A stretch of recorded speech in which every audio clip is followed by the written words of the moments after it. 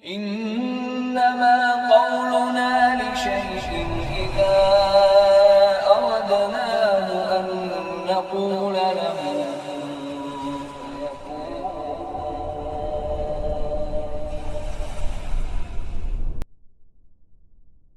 Assalamualaikum warahmatullahi wabarakatuh.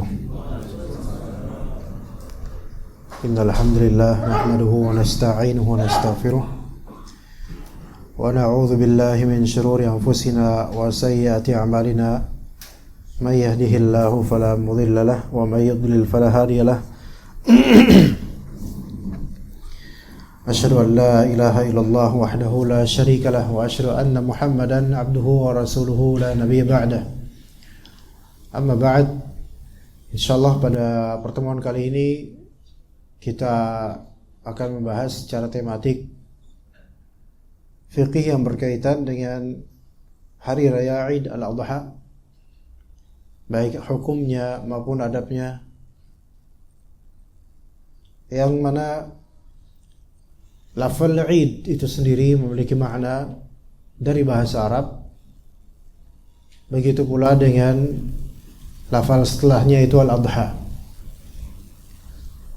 Maka Id itu pada asalnya adalah artinya kembali, berulang.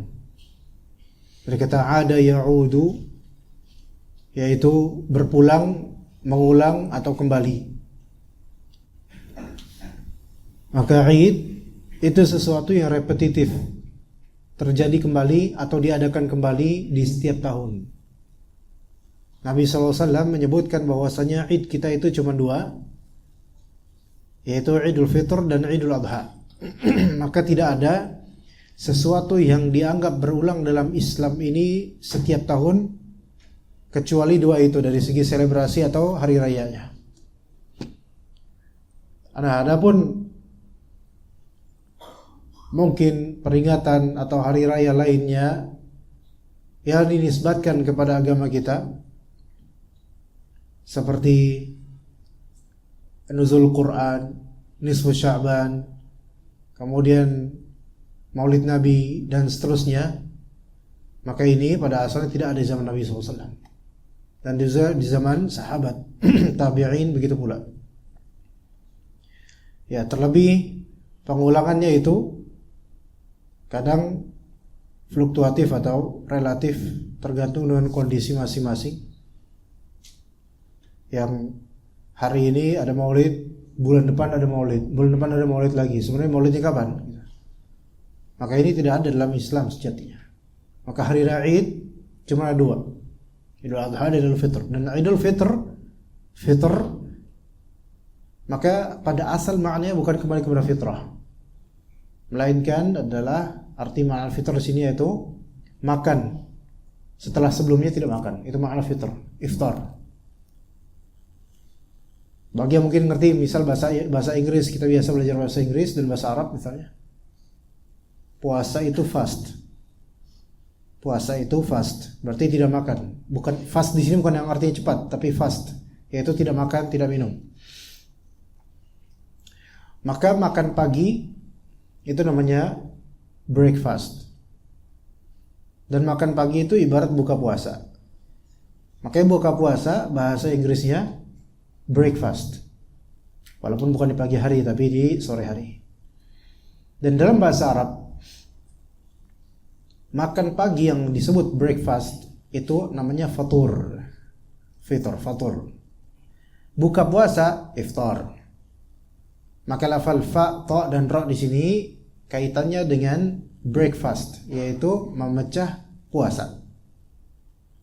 Maka Idul Fitr yaitu Idul yaitu sesuatu yang diulang setiap tahun dalam rangka tidak puasa lagi. Karena itulah diharamkan berpuasa di hari pertama Syawal. Nah, hari kedua boleh silakan. Ketiga boleh silakan. Namun sebaiknya kedua atau ketiga dan selainnya sekitar itu kalau bisa jangan. Karena hari Idul Fitr atau sekitar Idul Fitr itu kita masih banyak makan-makan dan berkunjung, sehingga kadang kalau kita berkunjung di hari kedua atau ketiga ke saudara, kita puasa, kita ditawarin makan, seperti kurang cocok aja. Tapi boleh kedua dan ketiga Syawal puasa. Adapun Idul Adha,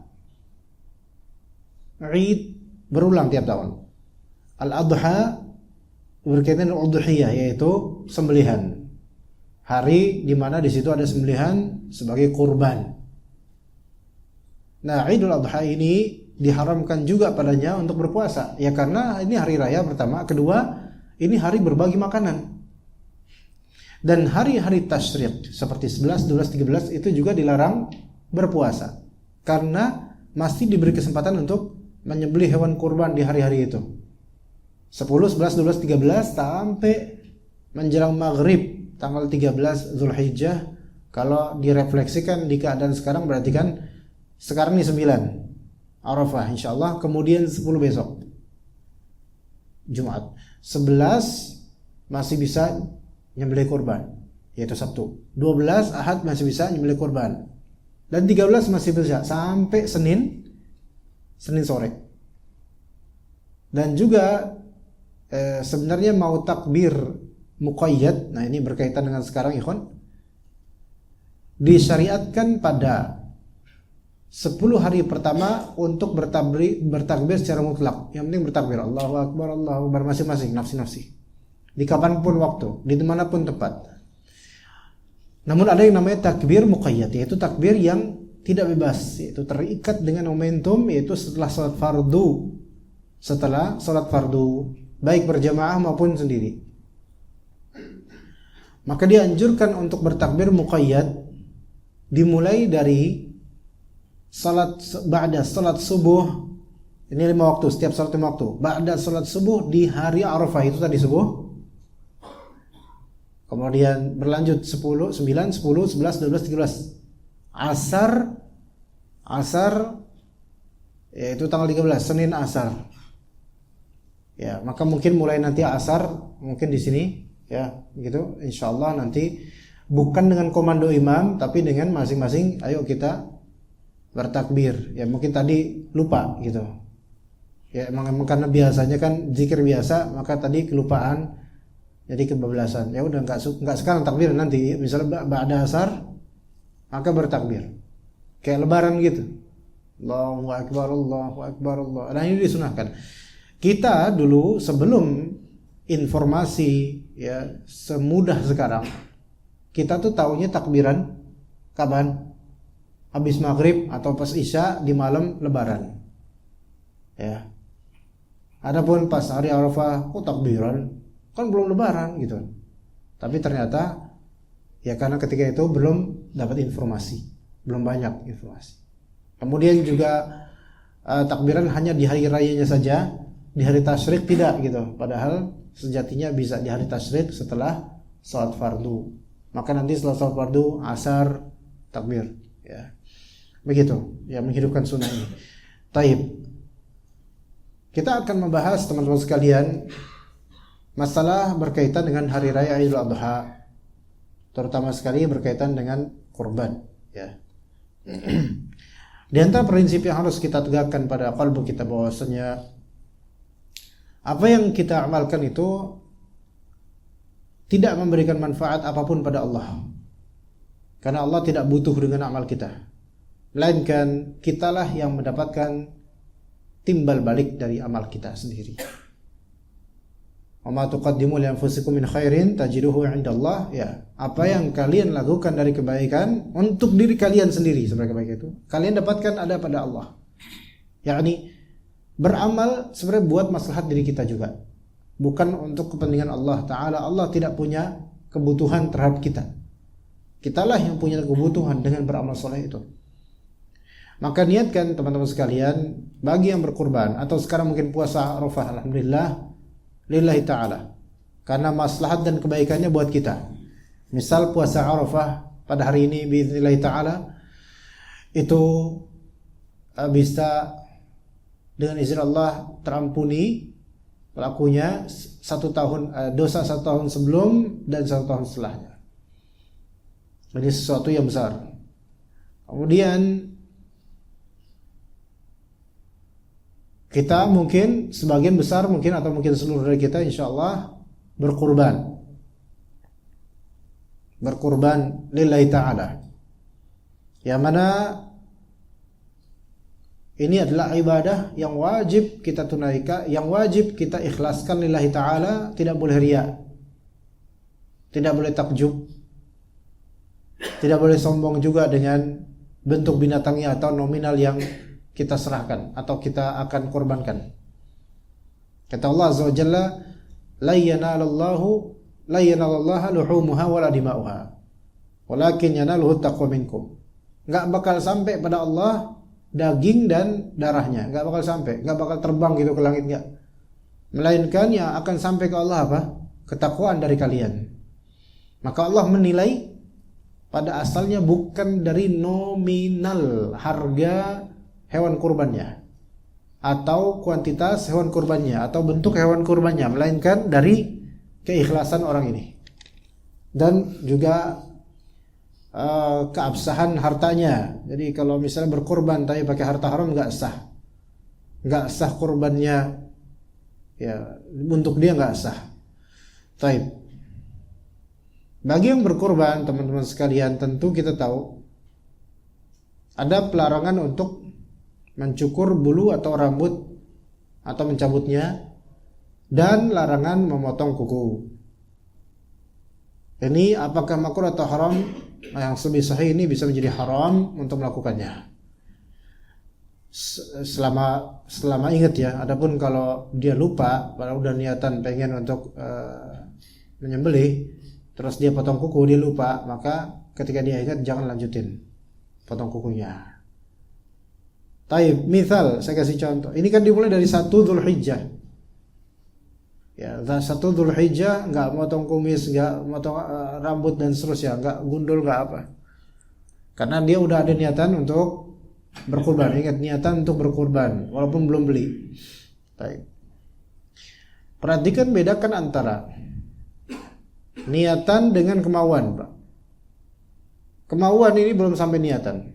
Kalau dibilang mau mah semua orang, semua laki-laki juga mau berkurban. Tapi kalau udah sampai niatan itu beda.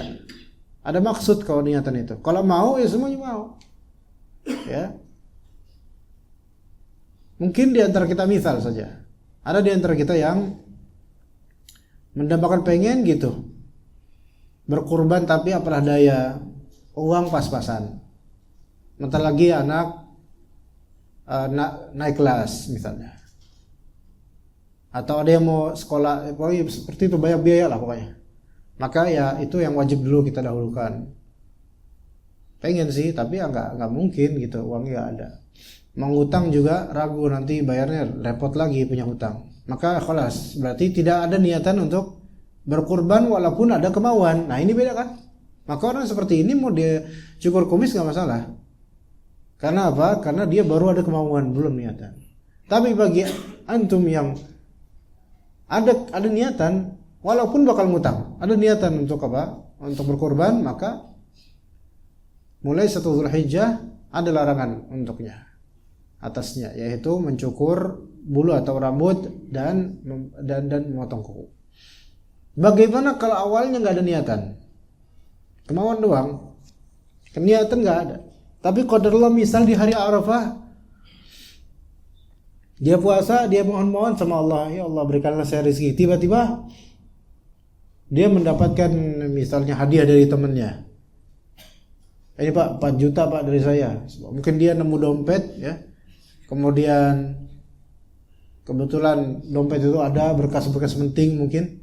Kalau uangnya mah paling cuman berapa doang. Maka dia balikin ke pemiliknya, dia datang ke rumahnya dengan ikhlas. Pak, maaf Pak, ini dompetnya ketinggalan atau jatuh, saya pungut, saya balikin. Ya. Enggak. Habis itu lama enggak di gerbang Pak kalau gitu Pak. Kalau udah balikin dompet, lama enggak di gerbang? Atau langsung pergi begitu bertolak? Oh ya Pak, makasih Pak ya. Kembalikan badan, Masya Allah, ikhlas. Tapi jalan perginya agak lambat. Nunggu dipanggil lagi. Ternyata benar dipanggil lagi. Pak, bentar Pak, kok pergi dulu, bentar lupa. Kenapa? Ada yang mau saya kasih. Masya Allah. Udah mulai berbunga-bunga hatinya. Kemudian Boleh saya tahu nomor rekening Anda? Ini cerita aja Pak ya, jangan berharap gini juga kan. Ya, waduh, jangan nggak usah repot-repot Pak, gitu kan. Basa-basi dulu. Ya, seorang Indonesia tuh ya. Maka Indian pada akhirnya kemudian ditransfer 4 juta. Baik. Masya Allah Pak, makasih banyak nih Pak, ya Allah. Nah, kata itu hadiah buat Bapak. Baik, setelah dapat 4 juta itu di hari Arafah ini pas lagi puasa, tiba-tiba dia, oh iya ya, 4 juta kan bisa beli kambing satu. Ya, atau bisa urunan sapi bagi kalau misal masih ada sisa. Ada kuota yang kosong. Saya beli kambing aja nih. Berarti niat dia mulai kapan? Ya mulai saat itu. Maka mulai saat itu pantangan, cukur rambut dan semisalnya itu nggak boleh atas dia. Karena sebelumnya dia nggak ada niatan, hanya ada cita-cita atau kemauan saja. Begitu ya teman-teman, itu bedain. Taib. Kemudian masalah dzabah ini berkurban, berkurban itu pada waktunya. Yaitu apa? Setelah selesai sholat. Nabi SAW mengatakan, "Man dzabaha qabla as-salat fa innama dzabaha li nafsihi." Barang siapa yang menyembelih sebelum sholat Id, maka dia menyembelih untuk dirinya, yaitu itu tidak berlaku kurban. Wa man dzabaha ba'da as-salat faqad tamma nusukuh. Barang siapa yang menyembelih setelah sholat Id, maka sempurna penyembelihannya. Ya begitu. Insya Allah sih rata-rata pada nyembelih tentu nyembelihnya setelah sholat Id. Sebelum sholat Id mana sempat nyembelih. Ya semua orang siap-siap menuju tempat sholat Id.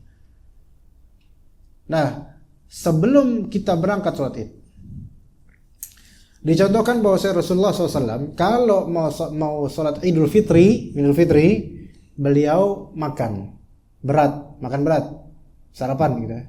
Tapi kalau misalnya mau sholat Idul Adha, dari bangun subuh sampai sholat Idul Adha beliau nggak makan. Maksudnya nggak makan berat. Minum boleh, makan ringan, maksudnya makan ringan di sini cemilan boleh. Tapi beliau tidak makan berat. Nasi, lontong, ketupat itu nggak makan dulu.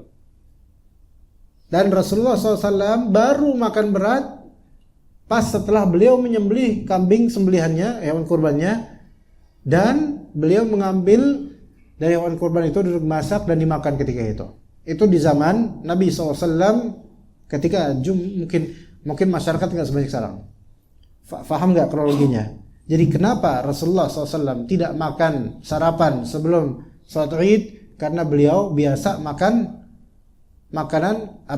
daging hewan kurbannya sendiri. Oke.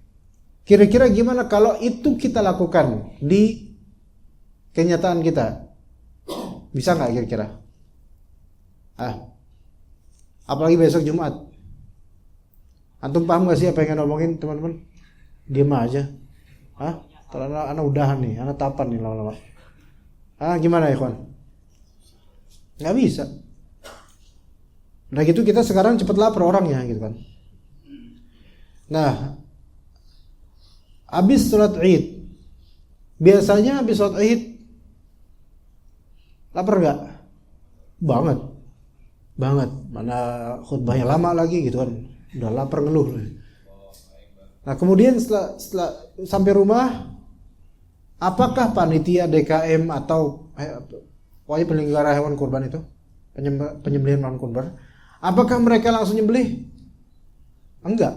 Mereka malah makan dulu di rumah masing-masing kan. Ya lapar juga lah, sama-sama manusia kok gitu. Nah, biasanya jam berapa mulai? 7:30. Paling bagusnya mungkin jam 7 lah. Ya. Dan itu pun ngantri penyembelihannya. Ya enggak? Jadwal antum kapan, Pak? Waduh, saya dapatnya besok. Ya makan besok berarti. Ya kan bisa ada 4 hari kesempatan. Kan nanti Jumatan nih. Sebagian dari panitia itu membatasi, kita kebanyakan kambing, kebanyakan sapi. Untuk hari ini karena nanti ada Jumatan, kita sampai jam 10:30 aja. Ya, jadi ini hanya mungkin misalnya hanya bisa 15 kambing dan 5 sapi dah. Misal saja. Panitia nggak cukup, nggak bisa. Sisanya besok hari Sabtu. Dan antum kebagian hari Ahad. Dari subuh Lebaran sampai hari Ahad nggak makan gitu. Nah, maksud Anda di sini adalah Tafadhol antum habis salat Id makan apa, ketupat, makan apa, terserah, fadhol, makan berat apapun, enggak masalah. Yang penting ada keserupaan dengan perbuatan Nabi, yaitu tidak makan sebelum salat Id gitu. Karena untuk makan nunggu makan daging hewan sembelihan itu masih lama ya. Tayyib. Kemudian bagi yang berkurban, maka secara sendirinya biidznillah taala pahalanya itu untuk ahlul bait. Bukan ahlul bait Rasulullah, maksudnya ahlul bait di sini orang yang tinggal serumah dengan antum. Orang yang tinggal serumah dengan antum dari kerabat. Yang family tree-nya itu family tree antum gitu loh. Ya. Kalau yang tinggal di rumah antum hanya istri dan anak-anak, maka pahala yang mengalir buat mereka juga. Maka nggak perlu atas nama anak lagi. Beli kambing 2 atas nama anak, nggak perlu, karena udah satu rumah. Ya. Kalau di rumah antum juga ada orang tua. Ada orang tua, ibu antum, bapak antum, kandung. Maka itu masuk juga pahalanya buat beliau-beliau ini. Selama masih kerabat di family tree antum, bloodlines-nya antum dan bloodlines-nya antum dan juga pasangannya saja. Dan juga pasangan antum saja. Adapun orang tua, pasangan, keluarga pasangan, maka ini udah lebih beda. Ini bukan family tree antum lagi.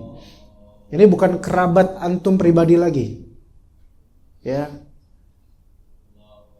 Makanya kalau misalnya di rumah antum nih, atau di rumah mertua antum, pokoknya satu rumah, ada antum, ada istri, ada anak-anak, ada mertua. Terserah ini mau rumah mertua kayak mau mertua siapa. Kalau antum berkurban, maka yang kena pahalanya itu bloodlines antum, family tree antum, dan istri. Mertua ya enggak, ya minta aja sama Allah supaya dapat juga, tapi asli enggak, karena itu bukan keluarga kerabat dekat walaupun mahram. Kemudian kami mahramnya karena sebab, yaitu sebab suhrah, yaitu sebab pernikahan. Nah, kalau mertua antum yang berkurban antum enggak, maka yang dapat pahalanya ya istri, karena apalagi anaknya.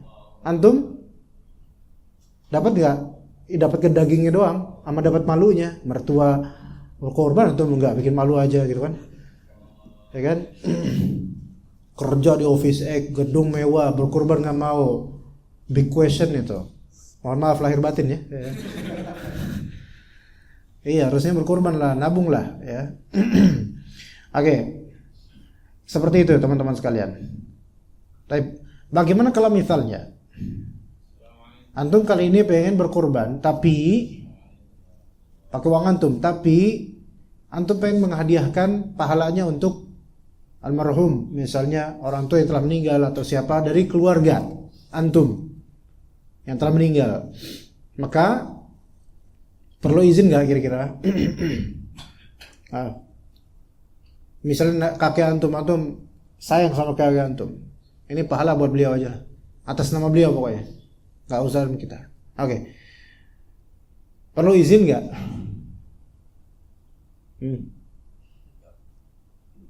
Sama siapa izinnya terus? Mayit itu. Ke kuburannya nanya gitu. Kalau dijawab kita yang pingsan. Nah, sama keluarga gak perlu izin kalau gitu. Karena apa, ini keluarga kita juga. Nah, kita boleh pakai namanya. Adapun kalau misalnya dari keluarga kita yang bukan anak kita, misalnya orang tua atau mungkin paman, mahram juga itu, atas nama beliau dan masih hidup, maka minta izin. Misalnya paman, ini atas nama paman deh yang ini gitu. Minta izin, boleh enggak paman? Ya udah, enggak apa-apa, boleh. Ya. Apalagi sama yang bukan keluarga.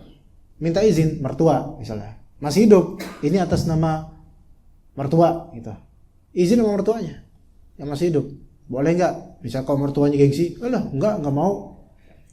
Emang dikira saya enggak bisa beli sendiri gitu misalnya. Maka enggak boleh. Antum atas nama beliau. Walaupun mertua. Enggak boleh. Karena ada hak dan kehormatan dia di situ.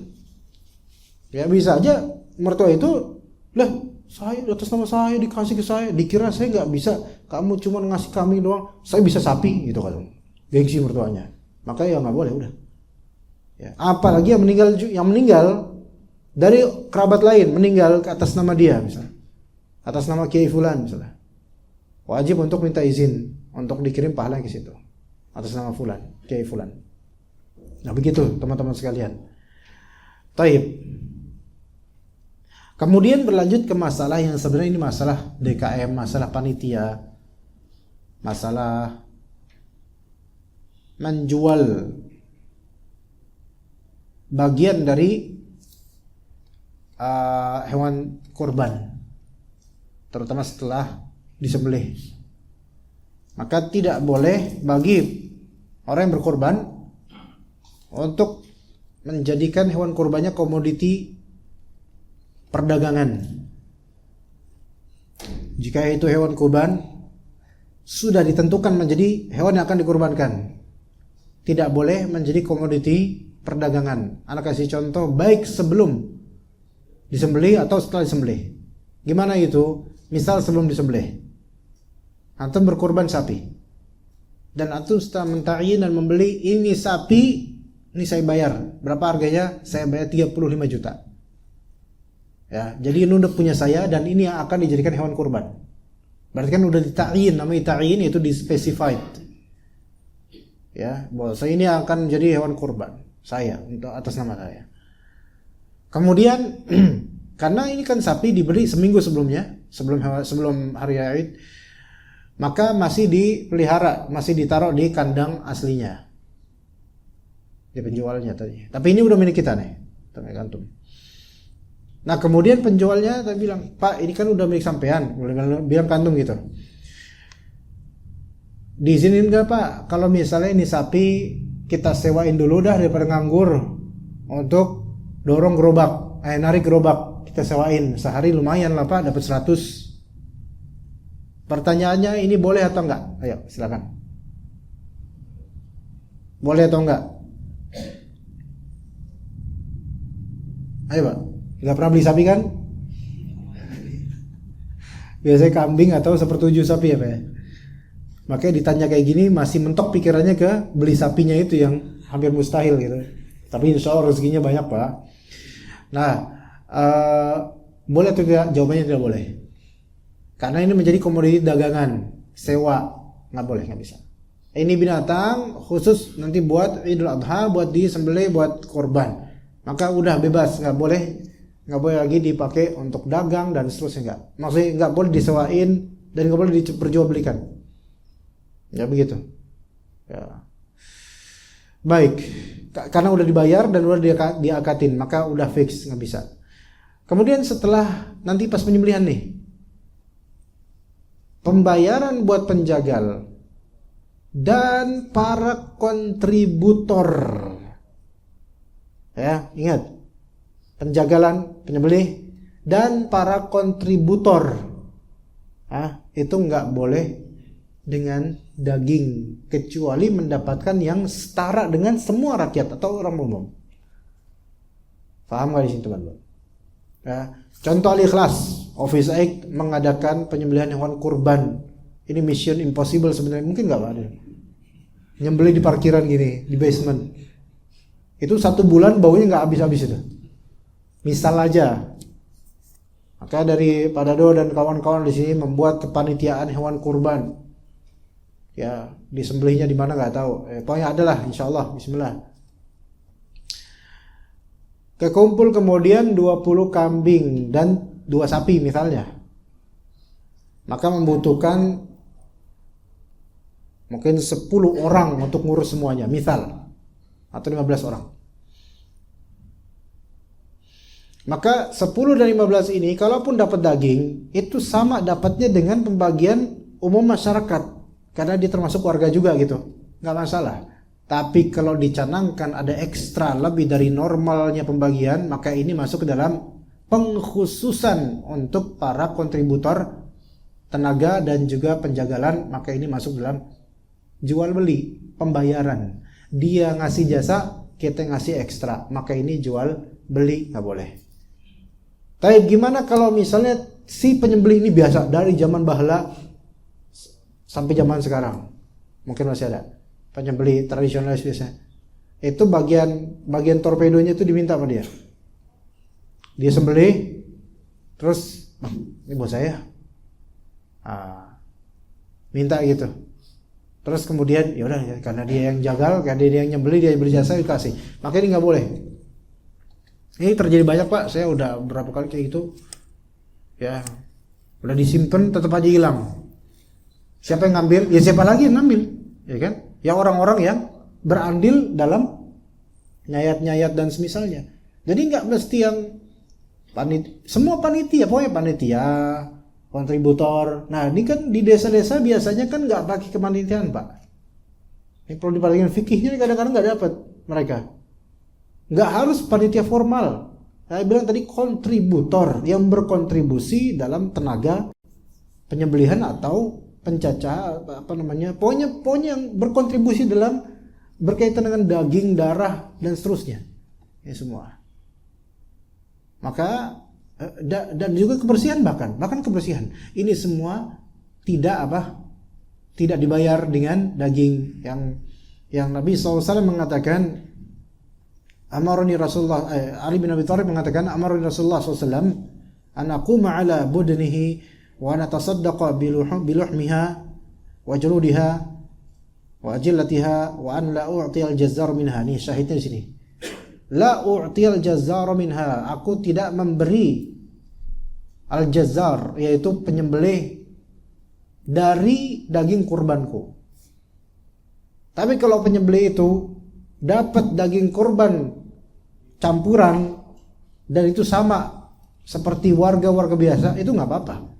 Tapi kalau antum mengkhususkan, Pak, untuk bapak sekian nih saya kasih, nah nggak boleh.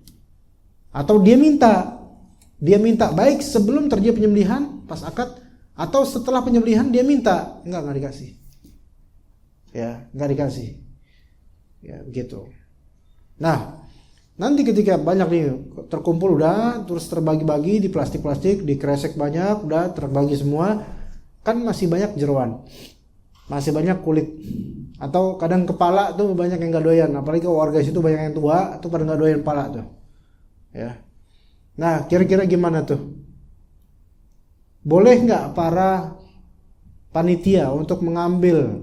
Maka jawabannya secara uruf itu boleh. Pertama karena apa? Karena itu sudah tidak ketahuan lagi siapa pengorbannya. Ini harta random gitu loh, udah random, macak. Satu. Kedua, menghindari mubadzir. Itu dua. Dan yang ketiga, menghindari perdagangan dengan hewan kurban. Gitu. Ya karena daripada kulitnya dijual, kan nggak boleh ada perdagangan di situ. Maka mendingan dikasih bagi yang mau. Begitu Pak ya. Itu jika pada mau. Nah sekarang masalahnya kalau misalnya nggak ada yang mau, baik penjagal, panitia, kontributor, warga, kulit nggak ada yang mau. Emang buat apaan kulit? Buat beduk gitu. Saya nggak pakai beduk. Terus pala, nggak pusing-pusing, nggak ada yang mau. Terus jeroan gitu. Nah gimana dong? Kalau bisa kasih fakir miskin. Kalau bisa, fakir miskin nggak mau, enak aja, saya dikasih jeroan. Emang saya miskin betul, tapi nggak bisa nggak gitu juga kali konsepnya, gitu kata dia. Nah, gimana? Ya bisa dikubur atau mungkin dikasihkan ke orang-orang yang mungkin orang kafir misalnya non muslim. Karena asalnya non muslim itu tidak diberi hasil dari kurban, enggak. Panitia nggak kasih. Dan sahibul kurban, orang yang punya hewan kurban ini, itu jangan ngasih ke orang non muslim, kasihlah ke orang muslim. Jangan non muslim. Kecuali kalau semua orang muslim sudah terpenuhi semua, mungkin masih boleh orang non muslim. Tapi kalau orang muslim masih banyak, kasih orang muslim lebih afdol. Biarin mereka dapat berlebih orang muslim. Karena ini hari Id itu untuk kaum muslimin, bukan untuk mereka sama sekali. Ya begitu. Nah, kemudian ada kasus Tapi Anda lupa kasusnya. Barusan ada tuh di pikiran Anda, tiba-tiba terbang gitu aja. Ya kalau udah lupa ya lupain aja. Mungkin di antara teman-teman ada yang mau bertanya, mungkin kita kasih waktu 10 menit. Mungkin kalau ada pertanyaan berkaitan dengan Hari Raya Idul Adha atau hewan kurban. Fadhal.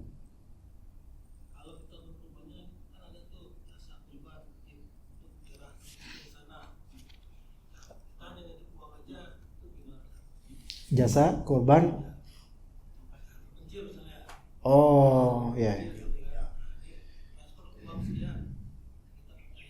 Afrika Pak. Oh ya. Oke, jadi kalau misalnya ada yayasan atau lembaga yang akan menyalurkan hewan kurban ke tempat terpencil, misalnya di Indonesia atau mungkin di Afrika. Kalau di Palestina jangan percaya Pak. Karena apa? Karena di Palestina itu diblokir, nggak boleh sampai duit antum. Ya, karena orang negara Zionis memblokir semua bantuan, susah masuk sana. Tapi kalau misalnya negara Afrika atau terpencil sana, gini loh apa? Bagaimana kita make sure gitu loh. Yang pasti-pasti aja lah. Tapi bagaimana kalau misalnya pedalaman Indonesia gitu. Ini juga harus kita teliti dulu Pak. Ini setelah saya punya pengalaman yang sebenarnya saya nyangkut terus di hati saya ya. Masalah menyalurkan dana melalui lembaga yayasan itu benar-benar selektif lah Pak. Ya. Pastikan ini memang trusted, terpercaya, ada badan hukum di balik itu gitu loh, ada legalitas, mekanismenya benar, bukan asal ngelihat iklan di Instagram atau di Facebook gitu aja, nggak jangan serta-merta gitu, ya, melainkan pastikan ini trusted apa tidak. Sebelum kesana lebih afdol mana? Nah itu lebih afdol mana? Sekitar atau daerah sendiri, maksudnya dari sini maksudnya kecamatan sendiri, kecamatan kita, atau ke tempat lain di luar dari kota kita misalnya. Itu dulu, mana yang lebih afdol? Awalnya tentu yang lebih afdol ya kita lah. Bahkan Rasulullah pada asalnya itu semua sahabat tuh masing-masing apa? Nyembelih sendiri sebenarnya. Kan kepanitiaan itu kan hanya untuk mentanzim, mengatur supaya rapih dan orang tuh tinggal enaknya doang gitu loh, enak. Ya nggak apa-apa. Tapi pada asalnya itu masing-masing Pak. Hanya memang untuk warga, terutama warga komplek, kalau semua dari rumah masing-masing nyembelih, nggak yakin bakal bersih itu lingkungan. Ya, maka baiknya kemajmuan di DKM atau panitia dari masjid atau siapa, yang penting jangan di masjid. Itu lebih afdol. Apalagi orang masjid atau panitia masjid itu punya data-data warga atau Pak RT bisa turut andil di situ. Maka itu lebih afdol yang terdekat itu dulu. Namun ada dua kondisi yang antum lebih afdol di tempat yang jauh. Ketika apa? Satu, warga sekitar itu sudah kebanyakan korbanan. Oke. Udah terlalu banyak. Lagi ini warga sekitar orang yang berada semua. Dan mereka semua berkurban besar-besar. Nah, ini mungkin lebih afdol penyalurannya keluar. Atau antum lebih inisiatif, keluar aja lah, di sini udah kebanyakan gitu. Oke. Itu satu kasus, boleh. Boleh di sini ya boleh, nggak apa-apa, bagus. Asal dipercaya. Kedua, antum khawatir ria kalau di sini. Misal Pak, antum ada harta banyak. Tapi orang-orang lokal sekitar itu mungkin taraf ekonominya itu nggak terlalu tinggi, sehingga ketika ada yang berkorban satu sapi full, itu jadi bahan sorotan. Maka antum khawatir ria. Maka boleh antum di situ cukup satu kambing saja dan sapi antum salurkan ke jauh, yang mana TKP-nya itu nggak ada yang kenal sama antum. Itu lebih afdol untuk menghindari ria. Hanya betul-betul yakinkan ini tersalurkan apa enggak. Misal di kampung gitu. Yang penting pasti tersalurkan apa enggak itu. Seperti itu Pak ya. Wallahu a'lam. Ada lagi jemaah lain yang mau bertanya? Tidak ada. Nggak ada, insyaallah. Tafadhol Pak. Sebelumnya anak pernah dengerin kalau untuk berkorban itu udah untuk orang yang meninggal udah nggak boleh di atas Kalau tadi yang Ustaz sampaikan, yang masalah minta izin, misalkan atas nama siapa termasuk orang yang udah meninggal, itu berarti apakah masih boleh atau enggak sebenarnya, Ustaz? Ya, ada yang mengatakan memang nggak boleh. Tetapi ini masalah kembali ke ihda' ats-tsawab, yaitu menghadiahkan pahala dengan cara sedekah atau berkurban. Wallahu a'lam, mana ikut pendapat yang boleh kan. Sama seperti sedekah atas nama orang yang meninggal, sama sebenarnya. Nah, kurban itu adalah salah satu bagian sedekah. Apa? Kurban, jadi sedekah itu kan umum, global.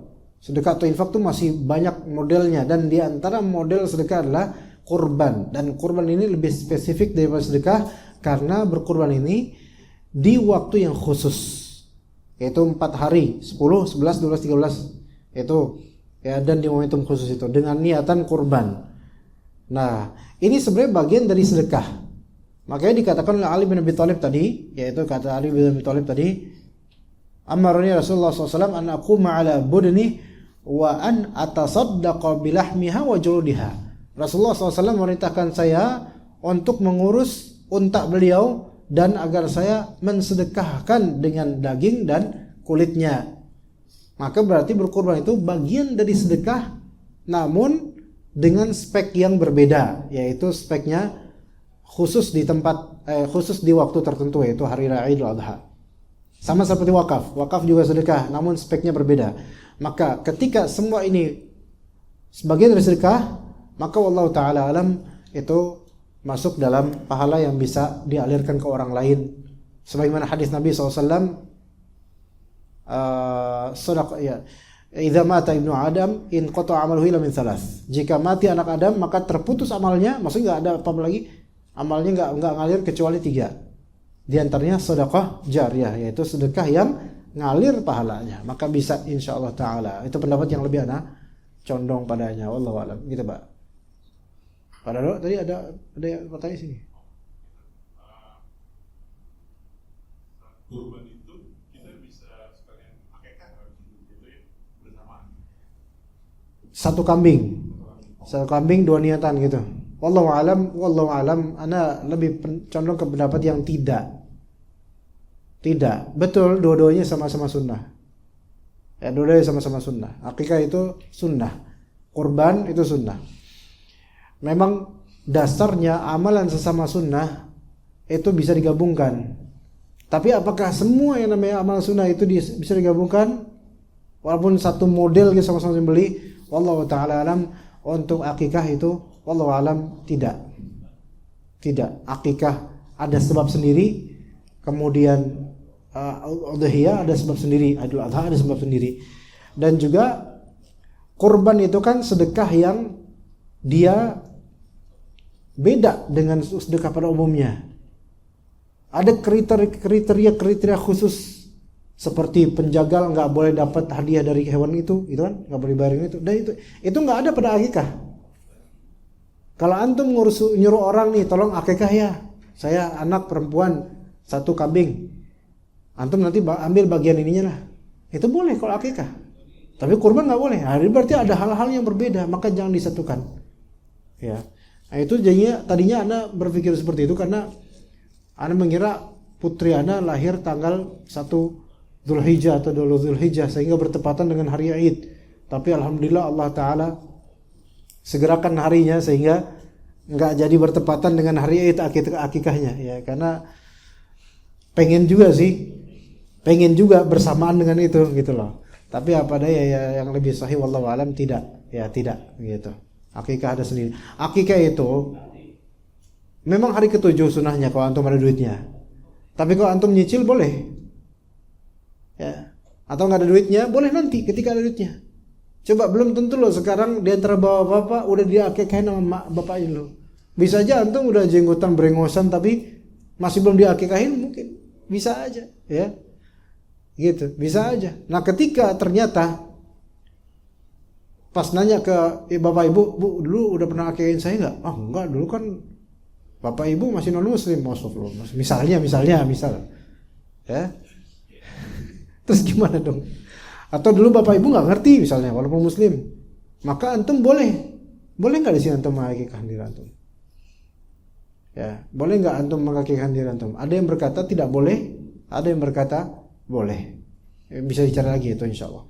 Tapi sebenarnya itu beban pada orang tua, bukan pada anak.